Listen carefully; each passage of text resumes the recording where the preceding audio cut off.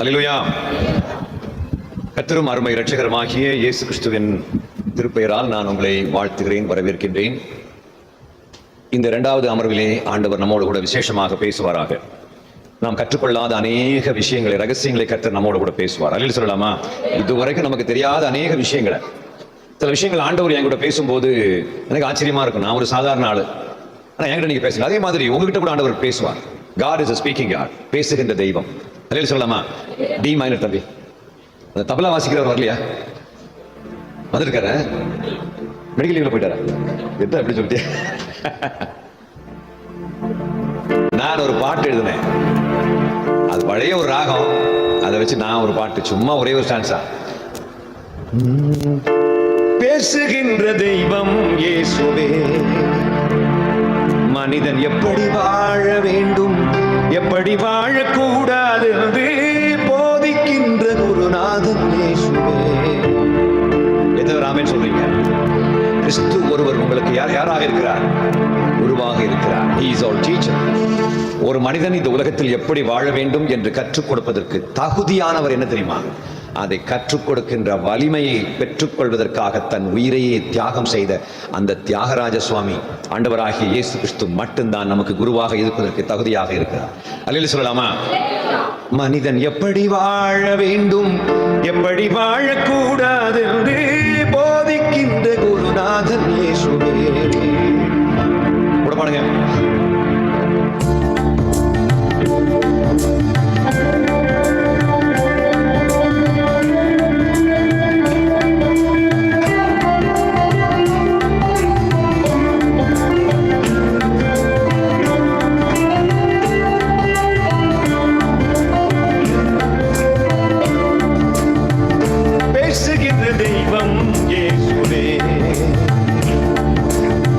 மனிதன் எப்படி வாழ வேண்டும், எப்படி வாழக்கூடாது என்று போதிக்கின்ற குருநாதன் இயேசுவே. பேசுகின்ற தெய்வம் இயேசுவே, மனிதன் எப்படி வாழ வேண்டும், எப்படி வாழக்கூடாது என்று போதிக்கின்ற குருநாதன் இயேசுவே. குழப்பமான நேரம் வந்தால் பழக்கமான தோழல் போன்று, குழப்பமான நேரம் வந்தால் பழக்கமான தோழல் போன்று ஆலோசனை சொல்லும் தெய்வம் இம்மானுவேல் இயேசு உண்டு. ஆலோசனை சொல்லும் தெய்வம் இம்மானுவேல் இயேசு உண்டு. தந்தை போல தோளில் தூக்கி, தாயை போல பாசம் காட்டி, தந்தை போல தோளில் தூக்கி, தாய் போல பாசம் காட்டி, தைரியமாக வாழ்வதற்கு வழிகாட்ட பேசுகின்ற தெய்வம் இயேசுவே. மனிதன் எப்படி வாழ வேண்டும், எப்படி வாழக்கூடாது என்று போதிக்கின்ற குருநாதன் இயேசுவே.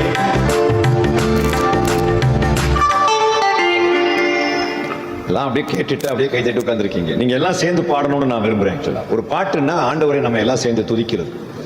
That's a speciality of Christianity. நமக்கு பாட தெரியுமோ தெரியாத எல்லாம் சேர்ந்து பாடுவோம். கடவுள் ரசிப்பார். அல்லேலூயா சொல்லலாமா?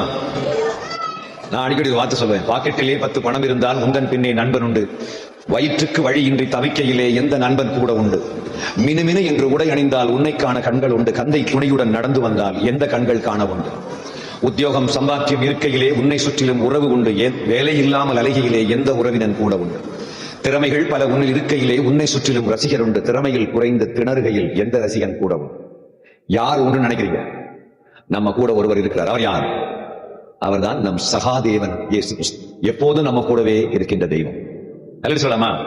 அவர் பேசுகின்ற தெய்வம். குழப்பமான சமயத்துல நம்ம கிட்ட பேசுவோம். எத்தனை பேர் நினைக்கிறீங்க ஒரு பெரிய பிரச்சனை சமயத்துல தெய்வாதீனமா அவர் என்கிட்ட பேசுறதுனால நான் நிம்மதி அடைந்தேன்? அப்படி யாராவது இருக்கீங்களா? That's a speciality of Christianity. எவ்வளவு பெரிய பாடானாலும் நாம் பரவசப்பட்டு ஃபர்தரா நம்ம போறதுக்கு காரணம் என்ன? Because he is a speaking God. நேரடியாக செல்லப்பா அப்படின்னு அந்த ஆடியோபிள் வாய்ஸ்ல பேசலங்கிறதுனால அவர் நம்மகிட்ட பேச மாட்டார் அப்படின்னு சொல்ல முடியாது. ஒரு சொப்பனத்தின் மூலமாக, ஒரு தரிசனத்தின் மூலமாக, ஒரு வார்த்தையின் மூலமாக, வேற யார் மூலமாக, ஒரு ப்ராஃபஸி மூலமாக நம்ம ஆண்டவர் பேசுவார் இல்லையா? அல்லேலூயா சொல்லலாமா? அந்த பாட்டை நான் ஒரு லைன் பாடுறேன், அதை கேட்டு நீங்க திரும்பி பாடணும். பேசுகின்ற தெய்வம் இயேசுவே. சொல்லுங்க. பேசுகின்ற தெய்வம் தெய்வம் இயேசுவே. மனிதன் எப்படி வாழ வேண்டும், எப்படி வாழக்கூடாது என்று போதிக்கின்ற குருநாதன் இயேசுவே. சொல்லுங்க, மனிதன் எப்படி வாழ வேண்டும், எப்படி வாழக்கூடாது என்று போதிக்கின்ற குருநாதன் இயேசுவே. சில சமயத்துல அப்பா நம்ம கூட இருக்காரா இல்லையான்னு ஒரு ஆப்சன்ஸை நம்ம ஃபீல் பண்ணுவோம் தெரியுமா? we may be in ஒரு டார்க், ஒரு பயங்கரமான இருட்டில் இருக்கிற மாதிரி நம்ம ஃபீல் பண்ணுவோம். நம்ம கூட இருக்காரா இல்லையா அப்படின்லாம் நம்ம ரொம்ப திணறக்கூடிய ஒரு சூழ்நிலையில அவர் கண்டுபிடிச்சவர். நம்ம திணறவங்க கண்டுபிடிச்சு அன்னைக்கு நைட் அழகா பேசும். உங்களுக்கு ஒரு விஷயம் தெரியுமா? நாமெல்லாம் ரொம்ப ஜெப வீரர்கள், நாமெல்லாம் ரொம்ப விசுவாச வீரர்கள், ஆனாலும் ஆண்டவர் நம்மகிட்ட பேசுறாரு அப்படி கிடையாது. அவர் நம்மளை பிடிச்சி போச்சு, நம்மளை அவருக்கு பிடிச்சி போச்சு, அதனால நம்மகிட்ட அவர் பேசிட்டே இருப்பாரு. அதில் சொல்லலாமா? பெரிய பெரிய ஊழியக்காரர்கள் அது எப்படி கடவுள் பேசுவார்னு எங்க மைக்கு போட்டு பேசிட்டு இருக்கும்போது சாதாரண ஆடு மேய்க்கக்கூடிய ஒரு விசுவாசிட்டு ஆண்டவர் பேசுவார். எது ராமேன்னு சொல்றீங்க? எங்க அம்மா 5வது வகுப்பு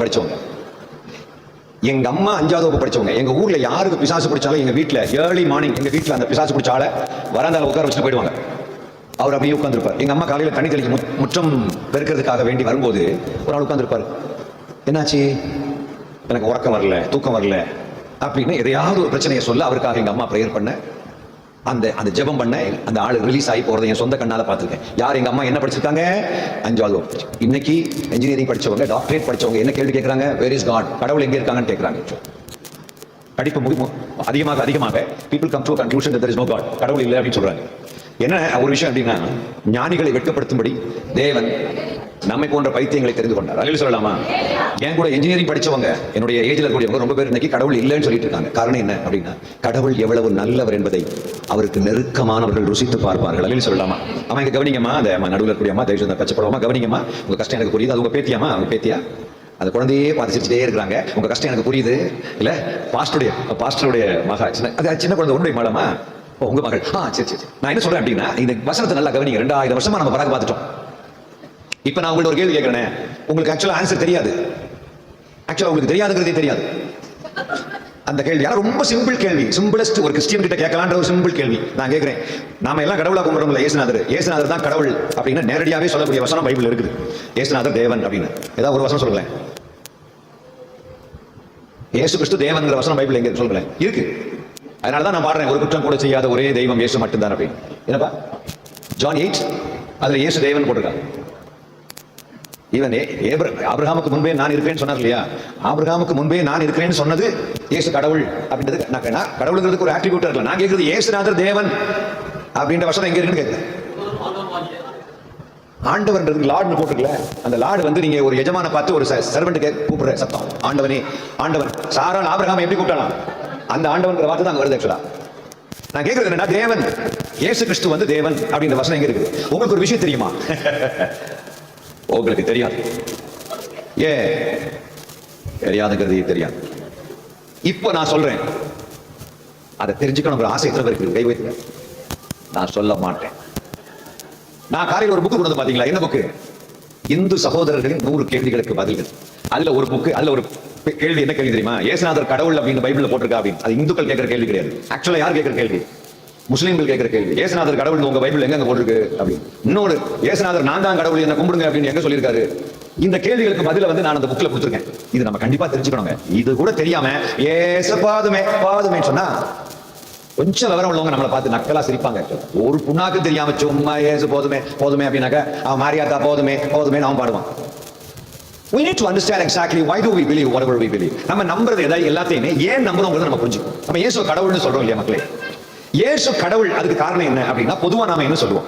பொதுவா ஒரு இந்து ஒரு ஆளு இயேசு கடவுளாக, மோசஸ் கவனிக்கணும், மோசஸ் நல்ல கவனமாக கவனிக்கணும். யாரும் பழக்க பார்க்க கூடாது. குழந்தை வைத்திருக்கிறவர்கள் மட்டும் அந்த குழந்தையை வளர்க்கட்டும். எனக்கு பார்த்துருக்கேன் சில கூட்டங்கள்ல பார்த்தா, நகேமியோட குழந்தை இல்லையா, சில கூட்டங்கள்ல ஒரு குழந்தைய ஒரு ஃபேமிலியா கொண்டு வந்து போட்டு வளர்த்துட்டு இருப்பாங்க. 4 பேர். ஆனா அவங்கள்ட்ட ஒரு கேள்வி கேட்டு பாருங்க, தெரியும். அது யாருன்னு பார்த்தா 2ஆம் தலைமுறை கிறிஸ்டினா இருப்பாங்க. கிறிஸ்டின் ஒண்ணுமே தெரியாது. ஆனா புதுசா ஒரு ராமசாமி, ஒரு முனுசாமி, ஒரு லட்சுமி, காமாட்சி, அது டக்கு பதில் சொல்லும். ஆனா ரொம்ப காலமா கிறிஸ்டினா இருக்க பாருங்க, ஒண்ணுமே தெரியாது. இன்னும் கொடுமை தெரியுமா? தெரிஞ்சுக்கணுங்கிற ஆசையும் கிடையாது. எப்ப தெரிஞ்சுக்குவாங்க தெரியுமா? நாக்க புடுங்குற மாதிரி பக்கத்து வீட்டுக்காரன் ஒரு கேள்வி கேட்டா நீ தெரிஞ்சுக்குவ. ஆனா பிரச்சனை தெரியுமா? அவனுக்கு உன்கிட்ட கேள்வி கேட்கவே தெரியாது. அதனால நீ தப்பிச்சுக்கிட்ட. உங்ககிட்ட எப்படி கேள்வி கேட்கணும்னு அவனுக்கு தெரிஞ்சு போச்சுன்னா அதுக்கு ஒரு பாஸ்டர், அவ்வளவு பாஸ்டர் இருக்க விட மாட்டீங்க. பாஸ்டர் கேள்வி கேட்க ஆரம்பிச்சு அதுக்கு பிறகு பாஸ்டருக்கு காலையில இருந்து சாயந்தரம் வரைக்கும் வேத ஆராய்ச்சி. நான் கேட்டது சிம்பிள் கேள்விதான். நீ கும்பிடுற கடவுள் தான் கடவுளுங்கிற வசனம் உன் பைபிள் எங்க இருக்கு நான் கேட்கிறேன். இல்லைங்களா? நீங்க வணங்கக்கூடிய கடவுள் தான் கடவுள் அப்படிங்கிற வசனம் உங்க பைபிள் எங்க இருக்குன்னு நான் கேட்கிறேன். சொல்லுங்க. ஜீவனுள்ள தேவனுடைய குமாரன் சொல்றாரு. நான் தேவன்கிற வசனத்தை கேட்கிறேன். இயேசு கிறிஸ்து தேவன் அப்படிங்கிற வசனம் எங்க இருக்கு சொல்லுங்க. ரோமர் இல்ல தோமா வந்து இயேசுவை பார்த்து என் ஆண்டவரே என் தேவனேன்னு கூப்பிடுவார். பாத்தீங்களா? இப்படி வசனத்தை நீங்க சொல்லுவீங்கன்னு எதிர்பார்த்தேன். அந்த புக்கு கொண்டு வாங்க. அந்த புக்கு ஒரு காப்பி வாங்க. ஜீவா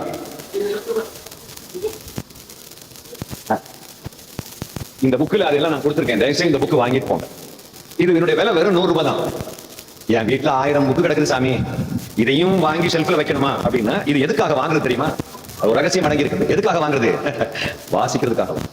இதை வாங்கி அப்படியே தலையணைக்கு கீழே கொண்டு வச்சுட்டா நோய் போயிடும் அப்படின்றதுக்காக கிடையாது. வர்ற நாட்கள்ல நாக்க புடுங்குற மாதிரி கிறிஸ்டியன்ஸை கேள்வி கேட்க போறாங்க. இவ ஏற்கனவே கேட்க ஆரம்பிச்சிட்டாங்க. ஒண்ணுமே தெரியாது கிறிஸ்டியன்ஸ். தெரிஞ்சதெல்லாம் இடுப்பு பகுதியில ஒரு வலி கடந்து வந்தது. அந்த கடந்து வந்த இடுப்பு வலி கடந்து போனது.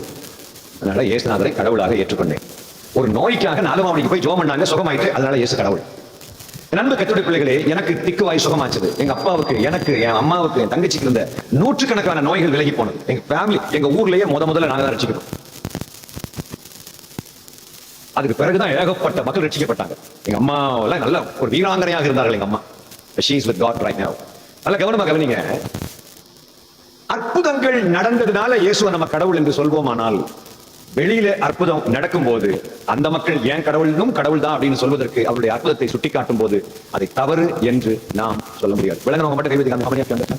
நான் பேசுறது விளங்குறவங்க மட்டும் கைவிடுங்க. என்ன பேசினேன் உங்களுக்கு புரிஞ்சுதா பாப்பா? புரிஞ்சுதா? புரியல அப்படின்னா நீங்க பிறந்ததே கிறிஸ்டியன் ஃபேமிலி தானே பாப்பா?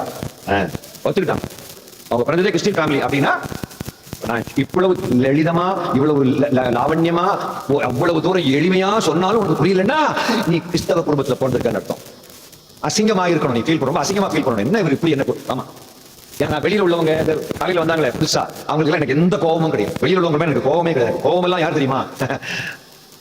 நான் கிறிஸ்டின். தயவு செய்து கவனிங்க. ஒரு சில இடங்கள்ல வந்து என்ன கூப்பிடுறதை நிறுத்திட்டாங்க. ஏன் தெரியுமா? என்ன இப்படி கேள்வி கேட்டு நாங்க எவ்வளவு கஷ்டப்பட்டு ஒரு ஆளை தள்ளிட்டு வந்து உட்கார வச்சிருக்கோம்.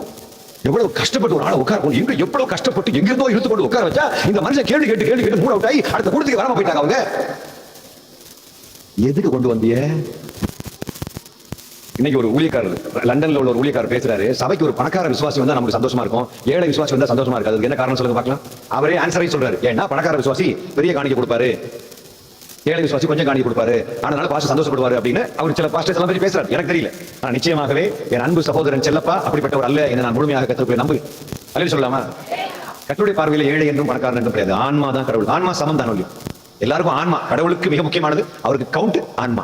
எப்படி ஆண்டவர் அரசியல்வாதிகள் ஒவ்வொரு மக்களையும் ஓட்டா பாக்குறாங்களோ அதே மாதிரி கடவுள் ஆத்மாவா பாக்குறாங்க. லிசன், அற்புதங்களை செய்து மக்களை மதமாற்றம் செய்ய முடியும். ஆனால் அற்புதங்களை செய்வதனால, இயேசு அற்புதம் செய்கிறதுனால இயேசுவை நான் கடவுள் என்று கண்டுகொண்டேன் அப்படின்னு நீங்க சொல்வீர்களானால் you are wrong. எப்படி தெரியுமா? நான் உங்ககிட்ட ஒரு கேள்வி கேட்கிறேன். அற்புதங்களை அபரிவிதமாக, பிரம்மாண்டமாக, ட்ரெமெண்டஸான ஸ்பெக்டாகுலர் அற்புதங்களை எல்லாம் கர்த்தர் செய்தது பழைய உடன்படிக்கை நாட்களிலா புதிய உடன்படிக்கை நாட்களா? பாப்பா கேள்வி புரிஞ்சா பாப்பா? என்ன கேள்விப்பா? வாவ், அது எங்கேயோ பார்த்துட்டு இருந்தாலும் கவனமா கவனிக்குது. ஆனா ஒரு சிலர் என்னையே தான் கவனிக்கிறாங்க, ஆனா ஒண்ணும் போக மாட்டேங்குது உள்ளுக்கு. நான் கேட்கிறேன், பழைய உடன்படிக்கையில ஆண்டவர் அற்புதம் அதிகமா பண்ணாரு, பிரம்மாண்டமான அற்புதங்களை செய்தது பழைய உடன்படிக்கா புதிய உடன்படிக்கா? பழைய உடன்படிக்கா? எத்தனை பேர் பழைய உடன்படிக்கை சொல்றீங்க? நான் கேள்வி கேட்கிற ஸ்டைல்லே கொஞ்சம் பேர் கையை கீழே போட்டாங்க. ஏன் தெரியுமா? இவர் கேட்கறத பொறுத்துதான் நாம கை வைக்கிறதா கீழே வைக்கிறதா. ஆக்சுவலா என் அன்பு கர்த்தருடைய பிள்ளைகளே, I love you so much. நான் ரொம்ப நேசிக்கிறேன். நீ பதில் சொல்லாம இருந்தாலும் நான் உன்னை நேசிக்கிறேன்ப்பா. நல்லா கவனமா கவனிங்க. அப்படி சொன்னாதான் கவனிக்கும் இல்லையா? ஆமா பிரதர் நேசிக்கிறாரு, அப்ப கண்டிப்பா கவனிச்சுதான் ஆகணும். நேசிக்கிறேன்னு சொன்னதுக்கு பிறகும் கவனிக்கலன்னா ஹல்லேலூயா, என்ன பண்ண முடியும்? அது ஸ்டேஜில் இந்த சேர்ல பெஞ்சில் நிறுத்த முடியும் ஸ்கூல் மாதிரி? நல்ல கவனமா கவனிங்கம்மா ப்ளீஸ்மா. I love you so much. மிக மிக முக்கியமானது. ஏன்னா இன்னைக்கு எனக்கு ஆண்டு ஒரு எனக்கு பண்ணாத அற்புதமே கிடையாது. ஆனா நான் சொல்றேன், அற்புதம் இயேசு செஞ்சதுனாலதான் நான் இயேசுவை கடவுளா நான் கண்டுபிடிச்சேன். ஆக்சுவலா அற்புதம் செஞ்சதுனால நான் கடவுளா கண்டுபிடிச்சேன். ஆனா that is not the right procedure to find out God. கடவுளை கண்டுபிடிக்கிறதுக்கு அது சரியான வழி கிடையாது. ஏன்னா கடவுள் அல்லாத சக்திகளாலையும் அற்புதம் பண்ண முடியும். சாத்தானால அற்புதம் பண்ண முடியும்னு நம்புறவங்க கை வைத்து பார்க்கலாம். சாத்தானால அற்புதம் பண்ண முடியும்னு நம்புறவங்க கை வைத்து பாருங்க. ரொம்ப பேர் கை வைத்தல, எல்லாம் கொஞ்சம் ஒரு மாதிரி அப்படியே கியூஸ்ட் மாதிரி பாக்குறாங்க. திருச்சி மத்திய சிறைச்சாலையில இருந்து அப்படி லைட்டா வெளியே வந்த மாதிரி பாக்குறாங்க பாருங்க. ஆக்சுவலா பிசாசாலையும் அற்புதம் பண்ண முடியும் அப்படின்னு நான் சொல்ல வரேன். அதுக்கு முன்னாடி அற்புதங்களுக்கு மக்களை மாற்றுகின்ற வலிமை உண்டா அப்படின்னா உண்டு. யோசுவா 2ஆம் அதிகாரத்துடைய 10-11. நீங்கள் எகிப்திலிருந்து புறப்பட்ட போது கர்த்தர் உங்களுக்கு முன்பாக சிவந்த சமுத்திரத்தின் தண்ணீரை வற்றி போக பண்ணினதையும் நீங்கள் யோர்தானுக்கு அப்புறத்தில். ஒரு நிமிஷம், சாரிமா, இது யாரு சொல்றது அப்படின்னா ராகாப் என்ற பெண்மணி. ராகாப் அப்படின்ற பெண்மணி யாரு அப்படின்னா எரிகோ என்ற பட்டணத்திலே, கானான் தேசத்திலே எரிகோ என்ற பட்டணத்துக்குள்ளே வாழ்ந்த ஒரு பெண்மணி. அந்த பெண்மணியின் தொழில் என்ன அப்படின்னா வேசித்தனம் பண்ணுறது, விபச்சாரம் செய்வது. அந்த பெண்மணி அந்த உளவு பார்க்க வந்த 2 பேர்கிட்ட என்ன சொல்றாங்க, அதை வாசிங்க, from the beginning வாசிங்க, 10ல இருந்து வாசிங்க. கர்த்தர் உங்களுக்கு முன்பாக சிவந்த சமுத்திரத்தின் தண்ணீரை வற்றி போக பண்ணினதையும் நீங்கள் யோர்தானுக்கு அப்புறத்தில் சங்காரம் பண்ணின எமோரியரின் 2 ராஜாக்களாகிய சீகோனுக்கும் ஓகுக்கும் செய்ததையும் கேள்விப்பட்டோம். கேள்விப்பட்ட போது எங்கள் இருதயம் கரைந்து போயிற்று, உங்களாலே எல்லாருடைய தைரியமும் அற்று போயிற்று. உங்கள் தேவனாகிய கர்த்தரே உயர வானத்திலும் கீழே பூமியிலும் தேவனானவர். இப்ப இந்த அம்மா என்ன சொல்றாங்க, ராகாப் என்ன சொல்றாங்க, உன் கடவுள் தான் கடவுள். சாம் கிளமெண்ட் யார கடவுள் நீங்க பாருங்க. சாம் கடவுள் யார கடவுள் சொல்றீங்களோ அவர் தான் கடவுள் அப்படின்னு ஒரு அம்மா சொல்றாங்கன்னா, அந்த அம்மா அதுக்கு முன்னாடி யார கடவுளா கொண்டுட்டு இருக்காங்க, அவரை இல்லைன்னு அர்த்தம். உங்கள் அதுக்கு முந்தின வருஷம் இந்த பாருங்க,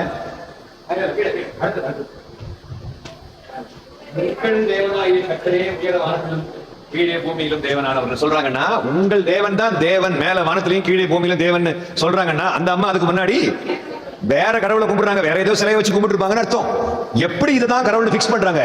அற்புதம். திரும்ப வாசிங்களேன்.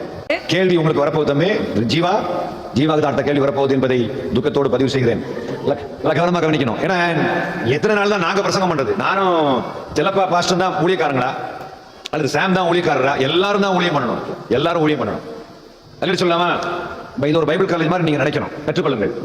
எகிப்திலிருந்து புறப்பட்ட போது கர்த்தர் உங்களுக்கு முன்பாக சிவந்த சமுத்திரத்தின் தண்ணீரை வற்றி போக பண்ணினார், ஒரு அற்புதம். 2வது, நீங்கள் யோர்தானுக்கு அப்புறத்தில் சங்காரம் பண்ணின எமோரியரின் 2 ராஜாக்களாகிய சீகோனுக்கும் ஓகுக்கும் செய்ததையும் கேள்விப்பட்டோம். அந்த ராஜாக்களை நீங்கள் சங்காரம் செய்தீர்கள். யாரு? ஒரு நாடோடியா சுத்திட்டு இருக்கக்கூடிய ஒரு கூட்டம் மக்கள் ராஜாக்களை கொன்றார்கள். இவங்களுக்கு மிலிட்டரி, இவங்களுக்குன்னு பயங்கரமான படைக்கலங்கள் ஒண்ணுமே கிடையாது. சாதாரண நாடோடி மக்கள், அப்படியே தவளையும் வாத்தையும் கோழியையும் ஆட்டுக்குட்டியும் எல்லாம் தூக்கி சுமந்துட்டு போகக்கூடிய மக்கள். ஆனா நடந்தது என்ன தெரியுமா? நாடோடியா சுத்திட்டு இருக்கக்கூடிய ஒரு கூட்டம் மக்கள் சேர்ந்து ஓகுக்கும் சீகோனுக்கும் செய்ததை அவங்களை சங்காரம் பண்ணி இருக்கிறார்கள், இவர்களை எதிர்த்ததுனால. அதை நாங்க கேள்விப்பட்டோம். கேள்விப்பட்ட உடனே எங்கள் இதயம் கரைந்து போனது. வாசிக்கமா. உங்களாலே எல்லாருடைய தைரியமும் அற்று போயிற்று, உங்கள் தேவனாகிய கர்த்தரே உயர வானத்திலும் கீழே பூமியிலும் தேவனானவர். அப்படின்னா இந்த அம்மா இப்படி சொல்றாங்கன்னா, அதுக்கு பிறகு அந்த அம்மா யார கடவுளா கும்பிட ஆரம்பிச்சிருப்பாங்க? சாம், இமேஜின், அந்த அம்மா அதுக்கு பிறகு யார கடவுளா கும்பிட்டிருப்பாங்க? யெகோவா தேவனைத்தான் வணங்க ஆரம்பித்திருப்பார்கள். அல்லேலூயா சொல்லலாமா? கர்த்தரே தேவன் அப்படின்னா அந்த அம்மாவுடைய கன்விக்ஷன் ஆகி இருக்கும். அப்போ ஒரு ஆளை கடவுள்கிட்ட கூட்டிட்டு வரணும்னா இயேசு தேவை கிடையாது. இயேசு வச்சுதான் மொத்த உலக மக்களையும் கர்த்தர்கிட்ட கூட்டு வந்துட்டு இருக்கிறார் ஆண்டவர் தேவன். ஆனா இயேசு ஒரு ஆளை மதமாத்தம் பண்ணணும் அப்படின்னா, விக்கிரக வழிபாடு செய்யக்கூடிய ஒரு ஆளை யெகோவா தேவனிடம் அழைத்து வர வேண்டுமானால் அவங்களுக்கு அற்புதங்கள் மட்டும் செஞ்சாலே போதும், எல்லாம் தூக்கி போட்டு வந்துருவாங்க. அவ்வளவு தூரம் அற்புதங்களுக்கு வலிமை இருக்குது. உங்களுக்கு தெரியும், மோசையுடைய கம்பு கீழே போட்ட உடனே அது எதுவாக மாறியது? உடனே மோசை கொஞ்ச நேரத்துக்கு அப்படியே மொட்டை பாடுறா, நான் கம்ப கீழே போட்ட உடனே பாம்பா மாறிடுச்சு. நான் சொல்றதான் ஒரிஜினல் கடவுள், சரியா? எங்க ஆட்கள் எல்லாம் வெளியே விடு. அப்படி சொன்ன உடனே மொட்டை கடுப்பாயிட்டார். யாரு?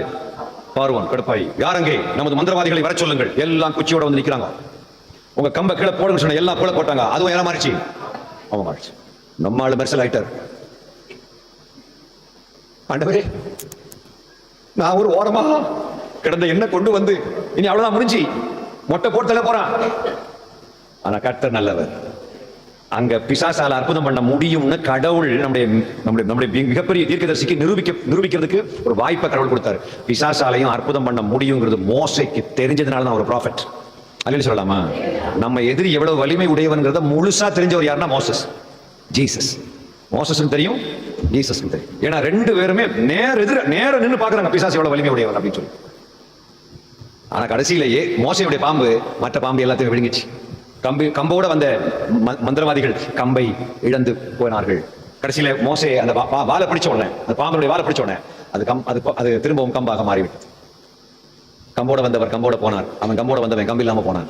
அந்த கம்பு எங்க இருக்குது? இந்த கம்புக்குள்ள இருக்குது. இவ்வளவு பவர் தேவனுக்கு இருக்குது. கரங்களை போய் தரல சொல்லலாமா?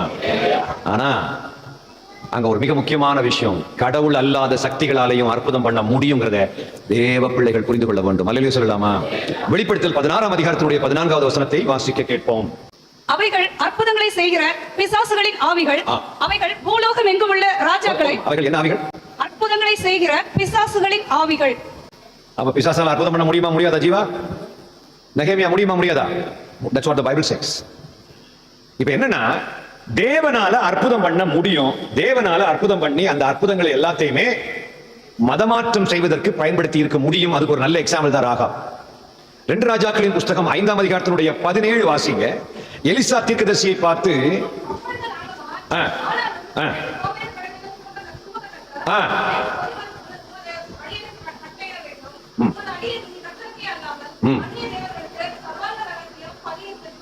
அப்படின்னு சொன்னவர் யாரு தெரியுமா? நாகமான் என்ற சிறிய நாட்டு படை தளபதி. இஸ்ரவேலுக்கும் சிரியாவுக்கும் சம்பந்தம் கிடையாது. அது ரெண்டு வேற நாடு.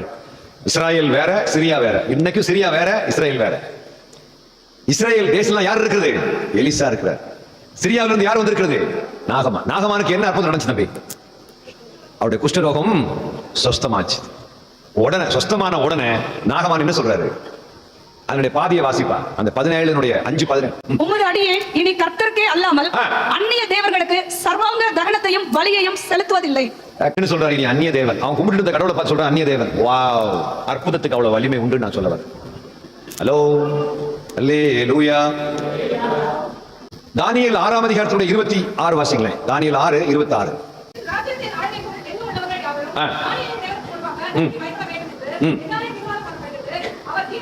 யார் சொல்றது தெரியுமா?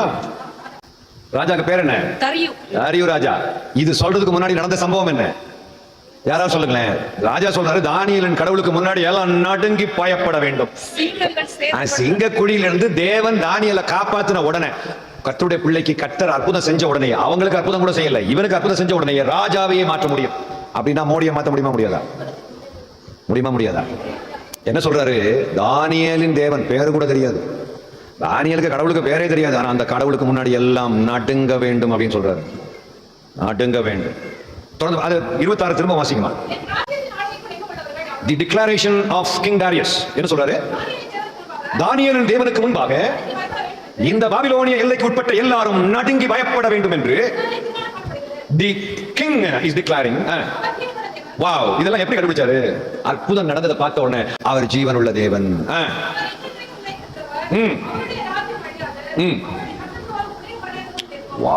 இந்த வார்த்தை எல்லாம் அவர் எப்படி கண்டுபிடிக்கிறார்? இதெல்லாம் பைபிள்ல பல தீர்க்கதரிசிகள் சொன்ன வார்த்தையை தான் திரும்ப திரும்ப இவர் சொல்றாரு. இவர் வந்து புதுசு. தரியு ராஜா புதுசு. கடவுளை இப்பதான் புதுசா கண்டுபிடிக்கிறாரு. ஆனா எவ்வளவு அழகா பேசுறாரு பாருங்களேன். இந்த வார்த்தை எல்லாம் தீர்க்கதரிசிகள் பேசின வார்த்தைகள், ராஜாக்கள், தாவீது ராஜா பேசின வார்த்தைகள் எல்லாம் நீங்க இந்த ராஜா பேசுறாரு, பாபிலோனியோட ராஜா பேசுறாரு. அவ்வளவு தூரம் பவர்ஃபுல்லான அற்புதத்தை கர்த்தர் செய்கிறார். அதே மாதிரி 3ஆம் அதிகாரத்துடைய, அதே தானியேல் 3ஆம் அதிகாரத்துடைய 28 வாசிக்கலாம். அப்பொழுது நேபுகத்நேச்சார் வசனித்து, ஷாத்ராக், மேஷாக், ஆபேத்நேகோ என்பவர்களுடைய தேவனுக்கு ஸ்தோத்திரம், அவர்கள் தங்களுடைய தேவனை தவிர வேறொரு தேவனையும் சேவித்து பணியாமல் அவரையே நம்பி ராஜாவின் கட்டளையை தள்ளி தங்கள் சரீரங்களை ஒப்பு கொடுத்ததினால் அவர் தமது தூதனை அனுப்பி தம்முடைய தாசரை விடுவித்தார். நல்ல கவனமாக கவனிங்கம்மா, நல்ல கவனமாக கவனிங்க. இது சொல்றது யாரு? நேபுகத்நேச்சார். The king Nebuchadnezzar. நேபுகத்நேசர்ங்கற ராஜா சொல்றாரு. அவர் ஆக்சுவலா என்ன சொன்னாரு? அந்த சாப்டருடைய ஆரம்பத்துல வாசிங்களேன். அவர் என்ன அந்த சாப்டர் 3வது சாப்டருடைய ஆரம்பத்துல என்ன சொல்றாரு, முடிவுல என்ன சொல்றாரு பாக்கும்போது டோட்டலா வித்தியாசம். வாசிங்க. ராஜாவாகிய நேபுகத்நேச்சார் 60 முழ உயரமும் 6 முழ அகலமுமான ஒரு பொற்சிலையை பண்ணுவித்து பாபிலோன் மாகாணத்தில் இருக்கிற தூரா என்னும் சமபூமியிலே நிறுத்தினான். யார்? எந்த ராஜா? பின்பு ராஜாவாகிய நேபுகாத்நேச்சார் தேசாதிபதிகளையும் அதிகாரிகளையும் தலைவரையும் நியாயாதிபதிகளையும் பொக்கிஷக்காரரையும் நீதி சாஸ்திரிகளையும் விசாரிப்புக்காரரையும் நாடுகளில் உள்ள உத்தியோகஸ்தர் யாவரையும் நேபுகாத் நேச்சார் நிறுத்தின சிலையின் பிரதிஷ்டைக்கு வந்து சேரும்படி அழைத்தனுப்பினான்.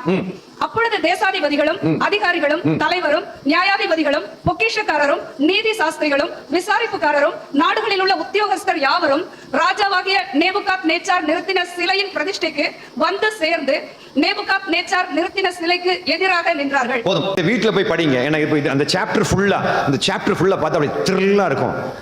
அவர் நிறுத்திய 60 முழ உயரமுள்ள பொற்சிலையை பாபிலோனிய மாகாணத்தில் உள்ள பாபிலோனிய எல்லைக்கு உட்பட்ட எந்த மனுஷனும் வணங்கியாக வேண்டும். எல்லாரையும் கூப்பிட்டாரு. எல்லா அபிஷியல்ஸும் உள்ள வந்துட்டாங்க.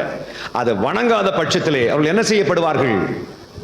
அந்த இசைக்கருவிகள் வாசிக்கும் போது அந்த பொற்சிலையை வணங்காவிட்டால் என்ன செய்யப்படுமாம்? தீச்சூளையில் போடப்படுவார். ராஜாவாகிய நேபுகத்நேச்சாருடைய தண்டனை என்ன தண்டனையா? தீச்சூளையில் போடப்படுவார். மக்கள்லாம் நடுங்கிக்கிட்டு முன்னாடி வந்து நின்றார்கள். அப்படிப்பட்ட ஒரு மத வெறி பிடிச்ச ஒரு மனுஷன், மத பற்றுள்ள ஒரு ஆளு. அந்த ஆளை மாத்துறதுக்கு எவ்வளவு நேரம் ஆச்சு? சாப்டருடைய கடைசியில் அவர் என்ன சொல்ல வராரு? இப்போ அந்த சாப்டருடைய கடைசியில் வாசிங்கம்மா. 28 வாசிங்க. அப்பொழுது நேபுகாத்நேச்சார் வசனித்து சாத்ராக் மேஷாக் ஆபேத்நேகோ என்பவருடைய தேவனுக்கு ஸ்தோத்திரம், அவர்கள் தங்களுடைய தேவனை தவிர வேறொரு தேவனையும் சேவித்து பணியாமல் அவரையே நம்பி ராஜ்யாவின் கட்டளையை தள்ளி தங்கள் சரீரங்களை ஒப்புக் கொடுத்ததினால் அவர் தமது தூதனை அனுப்பி தம்முடைய தாசரை விடுவித்தார். சொல்றது யாரு? சாப்டருடைய ஆரம்பத்தில் அவர் அவர் சும்மா கும்பிட போனவரெல்லாம் கிடையாது, மக்களை கும்பிட வச்சவரு. மக்களை கும்பிட வச்ச விக்கிரக ஆராதனையை இனிஷியேட் பண்றவரு அவர் தான். என்ன சொல்லுவாங்க அந்த ஊர்ல, இந்த கோயில் என்ன கர்த்தா? தர்மகர்த்தா. அவர் தான் தர்மகர்த்தா. எல்லாரையும் கூப்பிட்டு வச்சு எல்லாம் கோஆர்டினேட்டர், ஸ்பிரிச்சுவல் கோஆர்டினேட்டர். எல்லாத்தையும் கரெக்டா கொண்டு வந்து குழும வைத்து எல்லாம் இசைக்கருவிகள் எல்லாம் வாசிக்க வச்சு கம்ப்ளீட் பொறுப்பும் அவர் தான். அந்த ராஜா சொல்றார் பாருங்களேன், அவர் தமது தூதனை அனுப்பி தம்முடைய தாசரை விடுவித்தார். பாருங்க, மேஷாக் ஆபேத், சாத்ராக் மேஷாக் ஆபேத்நேகோ என்பவருடைய தேவனுக்கு ஸ்தோத்திரம். கொஞ்சம் கையை வைத்து அல்லேலூயா சொல்லுங்க பார்க்கலாம். அல்லேலூயா. எப்படி சொல்றாரு அவர் ஸ்தோத்திரம்னு? அவங்க தேவனுடைய பேர் கூட தெரியாது, ஆனா அவருக்கு ஸ்தோத்திரம். காரணம் என்ன? தீச்சூளையில் இருந்து சாத்ராக் மேஷாக் ஆபேத்நேகோ என்பவர்களை விடுவிக்கும் வலிமை உடைய கடவுள் தான் கடவுள் அப்படின்னு புரிஞ்சுக்கிட்டார். அல்லேலூயா சொல்லலாமா? கடவுள் வலிமையுடைய தெய்வம். அடுத்த வசனம் வாசிங்க. ஆதலால் சாத்ராக் மேஷாக், அதான் இந்த வசனம் தான் மிக 29 தான் மிக மிக முக்கியமான வசனம். வாசிக்கலாம். ஆதலால் சாத்ராக் மேஷாக் ஆபேத்நேகோ என்பவருடைய தேவனுக்கு விரோதமாக தூஷண வார்த்தையை சொல்லுகிற எந்த ஜனத்தானும் எந்த ஜாதியானும் எந்த பாஷைக்காரனும் துண்டித்து போடப்படுவான், அவன் வீடு எருக்களமாக்கப்படும் என்று என்னாலே தீர்மானிக்கப்படுகிறது. இவ்விதமாய் ரட்சிக்கத்தக்க தேவன் வேறொருவரும் இல்லை என்றான். வாவ், இப்படி யார சொல்ல வைக்கிறார்ப்பா? எந்த ராஜா? நேபுகாத்நேச்சார். எப்படிப்பட்டவரு? விக்கிரக வணக்கத்துக்கு இனிஷியேட் பண்ணிய என்ன கர்த்தா? தர்மகர்த்தா சொல்றாரு, அவன் கடவுள் ஜெயிச்சிட்டாரியா, அவன் கடவுள் தான் கடவுள்.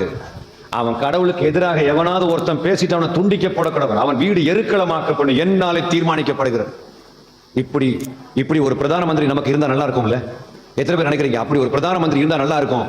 அப்படி சொல்றவங்களை கை வைத்து பார்க்கலாம். இயேசுநாதரை பத்தி எவனாவது ஒருத்தன் தப்பா பேசினா போட்டல் அவனை, அப்படி சொல்ற ஒரு பிரதான மந்திரி தேவை. அப்படியா? அதுக்கு பழைய உடன்படிக்கை போதும் இல்ல, எதுக்கு இயேசு வரணும்? இயேசு அந்த நோக்கத்தை நம்ம புரிஞ்சுக்கல, அதனால தான் நம்ம எல்லாம் கை வைக்கிறோம். கடவுள் எந்த ராஜாவையும் இப்படி மாத்த முடியுமா? ஒரு அற்புதம் செஞ்சா போதும், சாதாரணம். மோடிக்காக ஒரு ஆள் ஜோம் பண்ணி அவருடைய முடியெல்லாம் வெளுப்பானாலே போதுமே, வெளுத்த முடியெல்லாம் கருப்பானாலே போதுமே, மனுஷன் மாறிடுவார் கம்ப்ளீட்டா. ஒரு அற்புதம். நீங்கள் கவலைப்பட வேண்டாம், தமிழ்நாட்டில் நீங்க தான் வரப்போறீங்க அப்படின்னு ஒரு ப்ராஃபட் சொல்ல வேற யாருமே கிடையாது. நான் 1 கோடி ரூபாய் பெட்டு வைக்கிறேன் அப்படின்னு ஒரு ஆள் சொல்றாரு. கரெக்டா தமிழ்நாடு வந்துச்சு.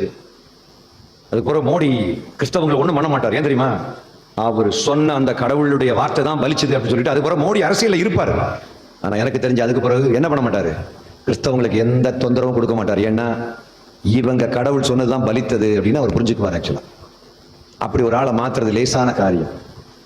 ஆண்டவர் மோடிக்கு காட்சி கொடுப்பது லேசான காரியம். மோடி அப்படியே மத்தியானம் சாப்பிட்டுட்டு அப்படியே ஒரு சோஃபால உட்கார்ந்து இருக்கும் போது ஆண்டவர் மோடிக்கு தோன்றி மோடி மோடி அப்படி சொல்ல, பத்தாயே ஜி ஆப் கோனே பாய் அப்படின்னு மோடி சொல்ல, நீ நீங்க அப்படி மோடி ஐயா வந்து கோனே பாய் நீங்க சகோதரரே நீங்க யாரு அப்படின்னு கேட்கிறார் இயேசு கிறிஸ்துவிட்ட.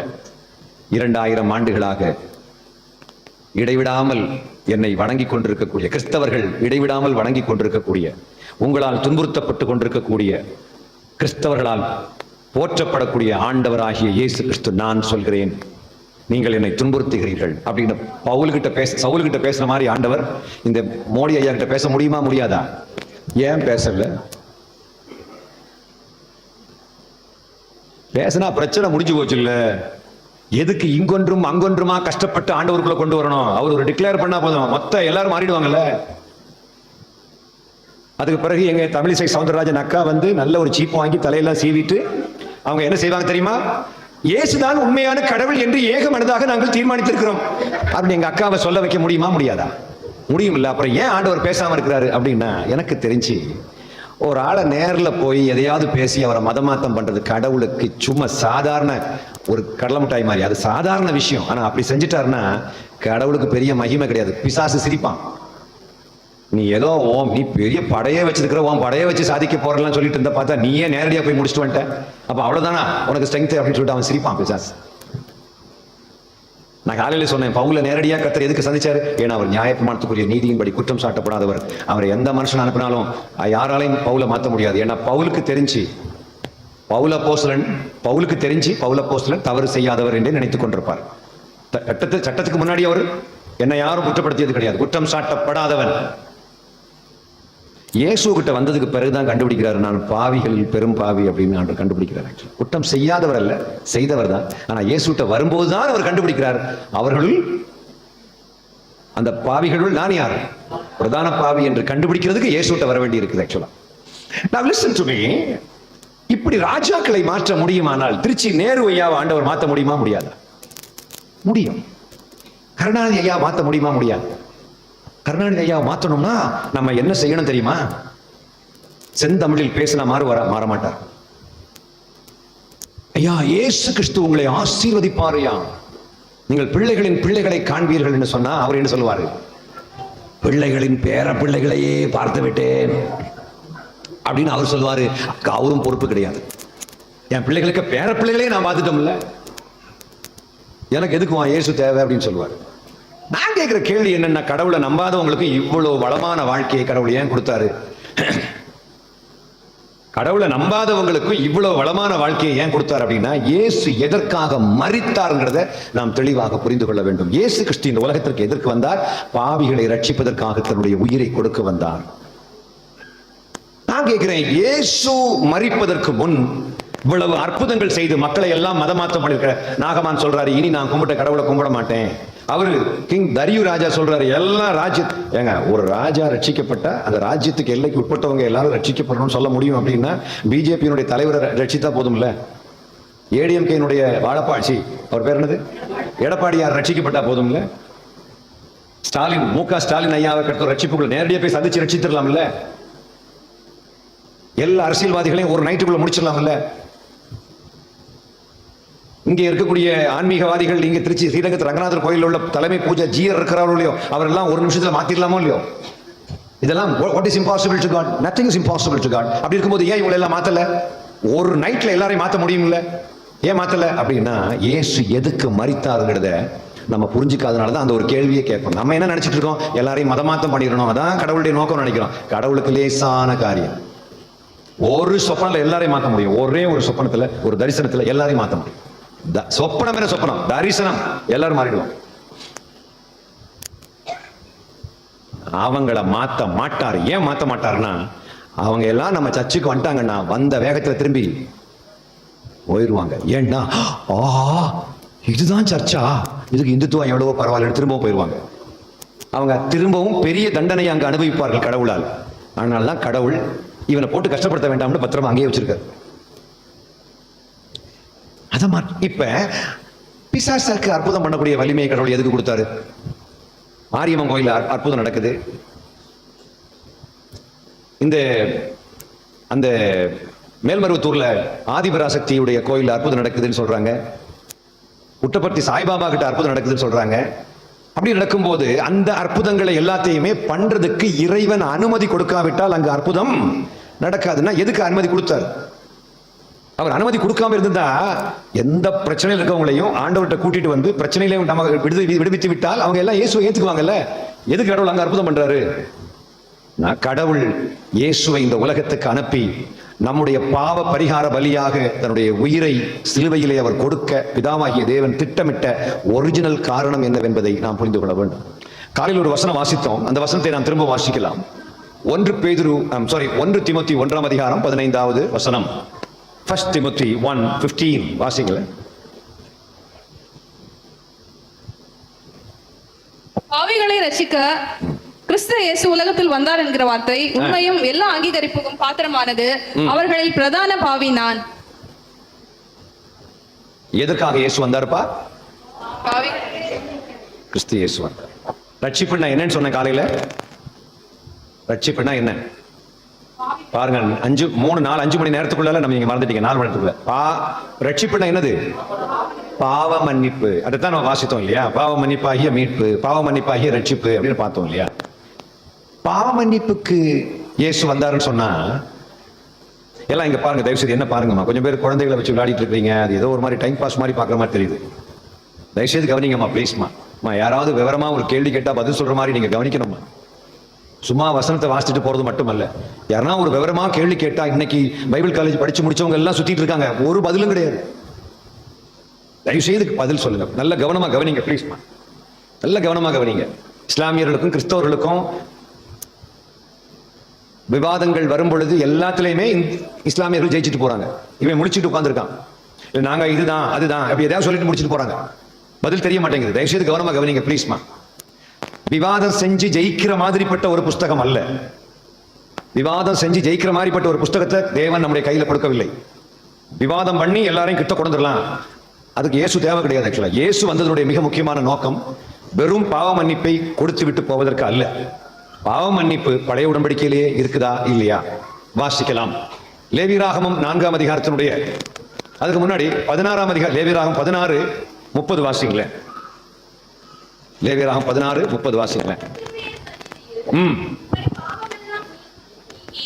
சுத்திகரிக்கப்படும்படி அந்நாளில் உங்களை சுத்திகரிக்கும் பொருட்டு உங்களுக்காக பாவ நிவர்த்தி செய்யப்படும். பாவம் நீங்கி, அப்படிதான் வாஸ்த.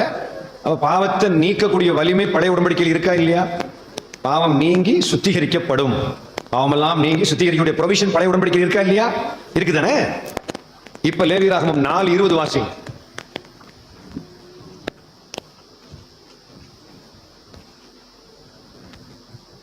பாவ நிவாரண பலியின் காளையை செய்த பிரகாரம் இந்த காளையையும் செய்து இவ்வனமாய் ஆசாரியன் அவர்களுக்கு பாவ நிவர்த்தி செய்ய கடவன். அப்பொழுது அது அவர்களுக்கு மன்னிக்கப்படும். வாவ். இப்போ நம்ம முதல்ல ஒரு வசனம் வாசித்தோம் இல்லையா? இயேசு எதற்காக வந்தார்?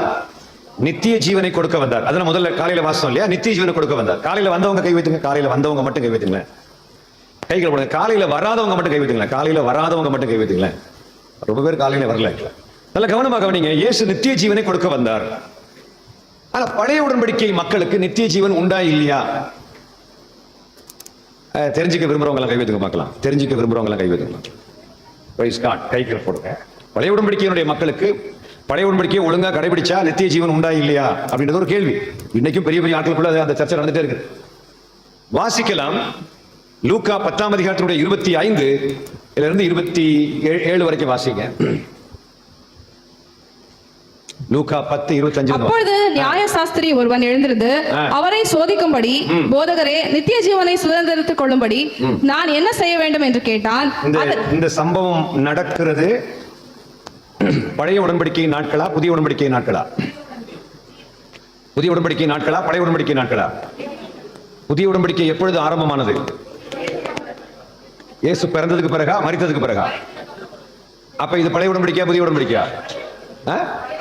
பழைய உடன்படிக்கை நாட்கள். ஏன்னா புதிய உடன்படிக்கை எங்கே ஆரம்பமாகிறதுனா அவர் ரத்தம் சிந்தி மரிக்கும் போது கடைசி துளி ரத்தம், கடைசி ஜீவனை தன் ரத்தத்தின் மூலமாக இந்த உலகுக்கு அர்ப்பணிக்கும் பொழுது புதிய உடன்படிக்கை ஆரம்பமாகின்றது. திரைச்சீலை 2ஆக கிழிகிறது. வாசிக்கலாம். மத்தேயு 26:28 வாசிக்கலாம். மத்தேயு 26:28. அநேகருக்காக சிந்தப்படுகிற புதிய உடன்படிக்கைக்குரிய என்னுடைய ரத்தமாய் இருக்கிறது. அநேகருக்காக சிந்தப்படுகிற புதிய உடன்படிக்கைக்கான என்னுடைய ரத்தமாக இருக்கிறது அப்படின்னு கொஞ்சம் அந்த வைன் எடுத்து வச்சுட்டு சொல்றாரு. அதுக்கு ஒரு ஞாபகார்த்தமாக அந்த நிகழ்வு அங்க நடக்கிறது. ஆக்சுவலா நினைவு கூறுதலுக்காக வேண்டி அதை பண்றது, ஒரு ரிமெம்பரன்ஸ் சர்வீஸ் மாதிரி. இயேசு எனக்காக சிலுவையிலே மரிக்க போகிறார். அப்ப அதுக்கு முந்தின நாள் அந்த பாத்திரத்தில வைன் எடுக்கிறாரு, கொஞ்சம் பிரெட் எடுத்து வச்சுட்டு, இந்த பிரெட் தான் என் உடம்பு, இந்த வைன் தான் என் பிளட், இது பாவ மன்னிப்புக்காக, அநேகருடைய பாவ மன்னிப்புக்காக சிந்தப்பட போகிற என்னுடைய ரத்தமாக இருக்குது. புதிய உடன்படிக்கை எங்கே ஆரம்பமாகிறது? இந்த ரத்தம் முழுசாக சிந்தப்படும் பொழுது புதிய உடன்படிக்கை ஆரம்பமாகிறது. இப்ப பழைய உடன்படிக்கை நாட்களில் நடக்கக்கூடிய சம்பவம் தான் லூக்கா 10ஆம் அதிகாரத்துடைய 25 வாசிங்க. அப்பொழுது நியாயசாஸ்திரி ஒருவன் எழுந்திருந்து அவரை சோதிக்கும்படி, போதகரே, நித்திய ஜீவனை சுதந்திரத்துக் கொள்ளும்படிக்கு நான் என்ன செய்ய வேண்டும் என்று கேட்டான். அதற்கு அவர், நியாயப்பிரமாணத்தில் என்ன எழுதியிருக்கிறது, நீ வாசித்திருக்கிறது என்ன என்றார். அவன் பிரதியுத்தரமாக, உன் தேவனாகிய கர்த்தரிடத்தில் உன் முழு இருதயத்தோடும் உன் முழு ஆத்மாவோடும் உன் முழு பலத்தோடும் உன் முழு சிந்தையோடும் அன்பு கூர்ந்து முன்னிடத்தில் அன்பு கூறுவது போல பிறனிடத்திலும் அன்பு கூறுவாயாக என்று எழுதியிருக்கிறது என்றான். அவர் அவனை நோக்கி, நிதானமாய் உத்தரவு சொன்னாய், அப்படியே செய், அப்பொழுது பிழைப்பாய் என்றார். போதும், உங்களுக்கு இப்ப என்ன புரியுது? இந்த சம்பவம் நடக்கிறது பழைய உடன்படிக்கை. அந்த நியாயசாஸ்திரி என்ன கேள்வி கேட்டார்ப்பா? நித்திய ஜீவனை சுதந்திரிக்க செய்யணும். இயேசுநாதர் உடனே என்ன சொல்லியிருக்கணும்? நம்ம சொல்ற மாதிரி சொல்லிருக்கணும். நான் தான் உனக்காக சாக வந்திருக்கிறேன், நீ என்ன நம்பு, உன் பாவத்தை நான் மன்னிக்க போறேன், உனக்காகவும் சேர்த்தாயே நான் சாக போறேன் அப்படின்னு சொல்லிருக்கலாம்ல. நானே வழியும் சத்தியமும் ஜீவனுமா இருக்கிறேன் அப்படின்னு யோவான் 14ஆம் அதிகாரத்தில் சொன்னவர் லூக்கா 10ஆம் அதிகாரத்தில் சொல்லவே இல்லை. அவர் சொல்றாரு, நித்திய ஜீவன் தான் வேணும், இந்த இதை கடைபிடி அப்படின்றார். வாசிங்க 27. அவன் பிரதியுத்தரமாக, உன் தேவனாகிய கர்த்தரிடத்தில் உன் முழு இருதயத்தோடும் உன் முழு 26 வாசிங்க. அதற்கு அவர், நியாயப்பிரமாணத்தில் என்ன எழுதியிருக்கிறது, நீ வாசித்திருக்கிறது என்ன என்றார். கேள்வியும் அவர் தான் கேட்கிறாரு, விடைய அவரை வச்சு தான் பேசுறாரு. இயேசுநாதர் கேட்கிறாரு, என்ன கேள்வி கேட்கிறாரு? நியாயப்பிரமாணத்தில் என்ன எழுதியிருக்குன்னு கேட்கிறாரு. உடனே அந்த ஆள் என்ன எழுதி கேட்ட உடனே அவரே பதில் சொல்றாரு, நியாயசாஸ்திரியே பதில் சொல்றாரு. என்ன பதில்? உன் தேவனாகிய கர்த்தரிடத்தில் உன் முழு இருதயத்தோடும் உன் முழு ஆத்மாவோடும் உன் முழு பலத்தோடும் உன் முழு சிந்தையோடும் அன்பு கூர்ந்து முன்னிடத்தில் அன்பு கூறுவது போல பிறனிடத்திலும் அன்பு கூறுவாயாக என்று எழுதியிருக்கிறது என்றான். உடனே இயேசு என்ன சொல்றாரு? இதெல்லாம் பத்தாதுப்பா, நான் சாக போறதை நீ நம்பிதான் ஆகணும் அப்படின்னு சொல்லவே இல்லை. என்ன சொல்றாரு? வாசிங்க. அவர் அவனை நோக்கி, நிதானமாய் உத்தரவு சொன்னாய், அப்படியே செய், அப்பொழுது பிழைப்பாய் என்றார். அப்போ நித்திய ஜீவன் எங்கேயே இருக்குது? சத்தமா சொல்லுங்களேன், எங்கேயே இருக்குது?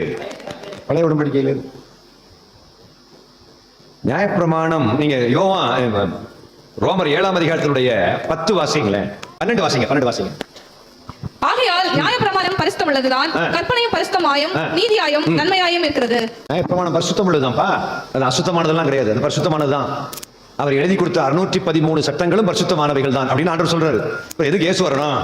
நியாயப்பிரமாணத்தை ஒழுங்கா ஃபாலோ பண்ணா பரலோகத்துக்கு போயிடலாம், நித்திய ஜீவன் கிடைக்கும், பாவ மன்னிப்பு கிடைக்கும்னா நான் எதுக்கு இயேசு வரணும்ன்ற ஒரு கேள்வி இருக்குல்ல. The purpose is something totally different. இயேசு எதுக்காக வந்தார்? 14 வாசிங்க. இப்படி நான் விரும்பாததை செய்கிறவனா இருக்க நியாயப்பிரமாணம் நல்லதென்று ஒத்துக்கொள்கிறேனே. ஆதலால் நியாயப்பிரமாணம் 14 வாசிங்க. மேலும் தெரிந்திருக்கிறபடி நியாயப்பிரமாணம் ஆவிக்குரியதாய் இருக்கிறது. ஆவிக்குரியதாய் இருக்கிறது. நியாயப்பிரமாணம் என்னதுக்குரியதுப்பா? மாம்சத்துக்குரியது கிடையாது, அது ஆவிக்குரியதுன்னு நம்ம பவுல் சொல்றாரு. 16 வாசிங்க, 16. இப்படி நான் விரும்பாததை செய்கிறவனா இருக்க நியாயப்பிரமாணம் நல்லதென்று ஒத்துக்கொள்கிறேனே. நல்லதுன்னு சொல்றாருப்பா, அப்புறம் எதுக்கு இயேசு வரணும்? இப்ப நாம நியாயப்பிரமாணத்துக்கு இப்ப ரோமர் 10:4 வாசிங்க. கிறிஸ்து எதுக்கு நியாயப்பிரமாணத்தை முடிக்கணும்? ஏங்க, நியாயப்பிரமாணம் பரிசுத்தம் உள்ளது, ஆவிக்குரியது, ஜீவன் தெய்வ நியாயப்பிரமாணம் நல்லது, பரிசுத்தம் உள்ளது, நீதியானது, ஆவிக்குரியது, இப்படி எல்லாம் ஏகப்பட்ட கேரக்டர் நியாயப்பிரமாணத்துக்கு இருக்குதுல்ல. அப்புறம் எதுக்கு நியாயப்பிரமாணத்தை முடிக்கணும்? இப்ப நம்ம எதை ஃபாலோ பண்றோம்? ரோமர் 6ஆம் அதிகாரத்துடைய 14, 15. நம்ம ஆக்சுவலா ஃபாலோ பண்றது நியாயப்பிரமாணம் கிடையாது. நம்ம இப்ப எதை ஃபாலோ பண்றோம்? கிருபையின் பிரமாணத்தை ஃபாலோ பண்றோம். வாசிக்கலாம். நீங்கள் நியாயப்பிரமாணத்திற்கு கீழ்ப்பட்டிராமல் கிருபைக்கு கீழ்ப்பட்டிருக்கிறபடியால் பாவம் உங்களை மேற்கொள்ள மாட்டாது. இப்ப நம்ம எதை ஃபாலோ பண்றோம் பாஸ்டர்? இப்ப நம்ம எதை ஃபாலோ பண்றோம் கிளாடிஸ்? நம்ம இப்ப எந்த பிரமாணத்தை ஃபாலோ பண்றோம்? எதற்கு? என்ன? யாருடைய பிரமாணம்? கிருபைக்கு கட்டுப்பட்டிருக்கிறோம், கிருபைக்கு கட்டுப்பட்டிருக்கிறோம், கீழ்ப்பட்டிருக்கிறோம். கிருபை யாருடைய பிரமாணம்? கிறிஸ்துவின் பிரமாணம். அடுத்த வசனம் வாசிங்க. இதனால் என்ன? நாம் நியாயப்பிரமாணத்திற்கு கீழ்ப்பட்டிராமல் கிருபைக்கு கீழ்ப்பட்டிருக்கிறபடியால் பாவம் செய்யலாமா? கூடாதே. இப்ப நம்ம எந்த பிரமாணத்துக்குள்ள இருக்கிறோம்? கேட்கிற கேள்வி என்ன தெரியுமா? நியாயப்பிரமாணத்தினால. நியாயப்பிரமாணத்தை ஒழுங்கா கடைபிடிச்சா நமக்கு நித்திய ஜீவன் கிடைக்குமா அப்படின்னா, இயேசுநாதர் சொல்றாரு, நீ இதை கடைபிடி, நீ வந்துருவேன்றாரு. கலாத்தியர் 5ஆம் அதிகாரத்தினுடைய 2 வாசிங்க. இதோ நீங்கள் விருத்த சேதனம் பண்ணிக்கொண்டால் கிறிஸ்துவினால் உங்களுக்கு ஒரு பிரயோஜனமும் இராது என்று பவுலாகிய நான் உங்களுக்கு சொல்கிறேன். 3 வசனம். மேலும் விருத்த சேதனம் பண்ணிக்கொள்கிற எந்த மனுஷனும் நியாயப்பிரமாணம் முழுவதையும் நிறைவேற்ற கடனாளியா இருக்கிறான் என்று மறுபடியும் அப்படிப்பட்டவனுக்கு சாட்சியாக சொல்கிறேன். நீ விருத்த சேதனம் இயேசுக்குள்ள வந்தா விருத்த சேதனம் கிடையாது. நீ விருத்த சேதனம் பண்ணிட்டேன்னாக்க நியாயப்பிரமாணம் முழுவதையும் நீ நிறைவேற்ற வேண்டும் சொல்றாரு. ஏன் அங்கேயும் வேற ஒரு ட்ராக் ஓடிட்டு இருக்குதுன்னு நான் சொல்ல வர்றாரு. ஆக்சுவலா புரிஞ்சவங்க எல்லாம் கை வைத்துக்க. How many of you understand this? There is another track which is going on. இப்ப 1 தீமோத்தேயு 1 அதிகாரம் 9 வாசிங்க. ஒருவன் நியாயப்பிரமாணத்தை நியாயப்படி அனுசரித்தால் நியாயப்பிரமாணம் நல்லது என்று அறிந்திருக்கிறோம். வாவ். நியாயப்பிரமாணம் நல்லதா கெட்டதா தம்பி? நல்லது. எப்படி அனுசரிச்சா? கரெக்டா கடைபிடிச்சா நல்லது. ஏன்? ரொம்ப படிப்பாளி ஒரு ஆளு வந்த உடனே படிச்சவங்கிட்ட எப்படி பேசணுமோ கரெக்டா அந்த மாதிரி பேசுறாரு ஆண்டவர். நித்திய ஜீவனை சுதந்திரிக்க வேண்டுமானால் நான் என்ன செய்ய வேண்டும்? கேட்ட உடனே உங்களுடைய பைபிள் என்ன சொல்லுது? பழைய ஏற்பாடு என்ன சொல்லுது? அது அவனே சொல்றான். எல்லாத்துக்கும் மேல கடவுளை நேசி, தன்னைத்தான் நேசி, பிறரை நேசி. உடனே இயேசு என்ன சொல்றாரு? இதெல்லாம் பத்தாது, கிருபையின் பிரமாணத்துக்கு வரணும், அப்பதான் ரட்சிப்பு. அவர் சொல்லவே இல்லை நீ ஒழுங்கா கடைபிடி, அப்ப நீ வந்துருவ. அப்படி சொன்னவரு இப்ப பவுல் சொல்றாரு நியாயப்பிரமாணத்திலிருந்து நம்ம கிருபை பிரமாணத்துக்கு வந்துட்டோம் அப்படின்னு. ஏன் நியாயப்பிரமாணத்திலிருந்து கிருபை பிரமாணத்துக்கு வந்தோம்? பழைய ஏற்பாட்டுல இந்த நியாயப்பிரமாணத்துல பழைய ஏற்பாட்டுல பாவம் இப்படியே ஒரு மனுஷன் தப்பு பண்ணிட்டான்னு வச்சுக்கோங்களேன், பாவம் செஞ்சுட்டான். நீங்க நியாயப்பிரமாணம் மூலமா உங்களுக்கு நித்திய ஜீவன் கிடைக்குமான்னு கேட்டா கிடைக்கும்ங்கறத இயேசுவே சொல்லிட்டாரு. 1. 2வது, அப்படியே ஒருத்தன் தப்பு பண்ணா பாவ மன்னிப்பு உண்டா இல்லையா? இப்ப வாசிங்க. இப்ப லேவியராகமம் 4 அதிகாரம் 20 வசனம் வாசிங்களேன். பாவ நிவாரண பலியின் காளையை செய்த பிரகாரம் இந்த காளையும் செய்து இவனமாய் ஆசாரியன் அவர்களுக்கு பாவ நிவர்த்தி செய்ய கடவன், அப்பொழுது அது அவர்களுக்கு மன்னிக்கப்படும். கடைசி வரி திரும்ப வாசிங்க. அப்பொழுது அவர்களுக்கு மன்னிக்கப்படும். அதனுடைய 26வது வசனத்தினுடைய கடைசி வரி வாசிங்க. அப்பொழுது அவனுக்கு மன்னிக்கப்படும். 35னுடைய கடைசி வரி வாசிங்க. அப்பொழுது அவனுக்கு மன்னிக்கப்படும். 5னுடைய 10னுடைய கடைசி வரி வாசிங்க. 5:10னுடைய கடைசி வரி. அப்பொழுது அது அவனுக்கு மன்னிக்கப்படும். ஏகப்பட்ட வசனம் நான் வாசிக்கும் போது 6-7 வாசிங்க. கடைசி வசனம், அந்த கடைசி எந்த காரியமும் இல்ல, கடைசி லைன் மட்டும். அப்ப இந்த மன்னிப்பு பழைய ஏற்பாட்டுல உண்டு அப்படின்னு பைபிள் சொல்லுது. ஹலோ, பைபிள் பழைய ஏற்பாட்டுல உண்டு. சரி, இப்போ பழைய ஏற்பாட்டுல நீதிமான்கள் யாராவது உண்டா? பழைய ஏற்பாடு சட்டப்படி கரெக்டா கர்த்தரிட்ட சகல கற்பனைகளின்படி ஒழுங்கா வாழ்ந்து கர்த்தருக்கு முன்பாக நீதியாக வாழ்ந்தவர்கள் யாராவது உண்டா?